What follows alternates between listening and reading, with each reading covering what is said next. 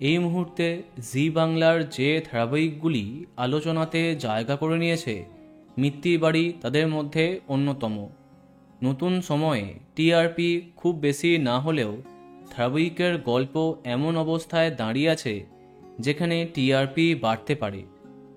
বর্তমানে দেখা যাচ্ছে রঘু রায়ের অপরাধের সমস্ত প্রমাণ যখন জোনাকির হাতে চলে আসে, তখন ট্যাক্সিতে বোম লাগিয়ে সেটাকে ব্লাস্ট করা হয়, ফলে মারা যায় জোনাকি। সেই সময় ধ্রুবর সাথে ফোনে কথা বলছিল জোনাকি।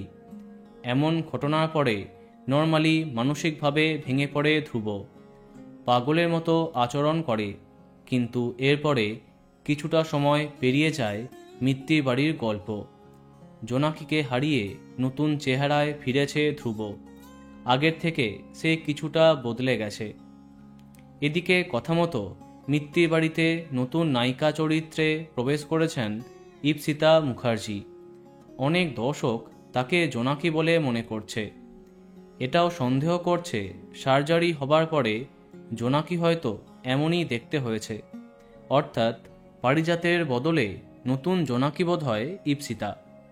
অনেকে আবার বলছে নতুন জোনাকি হয়ে অন্য জনপ্রিয় নায়িকা আসবে। ফলে পারিজাতের ভক্তরা বেশ চিন্তায় আছে।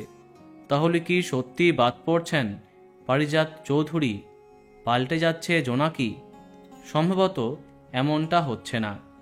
টেলিপাড়াতে শোনা যাচ্ছে নতুনভাবে মিত্তির বাড়িতে ফিরছে পারিজাত ওরফে জোনাকি। সঙ্গে থাকছে বড় ধামাকা। খুব শীঘ্রই নতুন প্রোমো আসছে। তো বন্ধুরা, এখন তোমার কি মন্তব্য কমেন্টে জানাতে পারো। আর এই রকমই আরও অনেক ভিডিও পেতে সাবস্ক্রাইব কারেন্ট বস। ধন্যবাদ।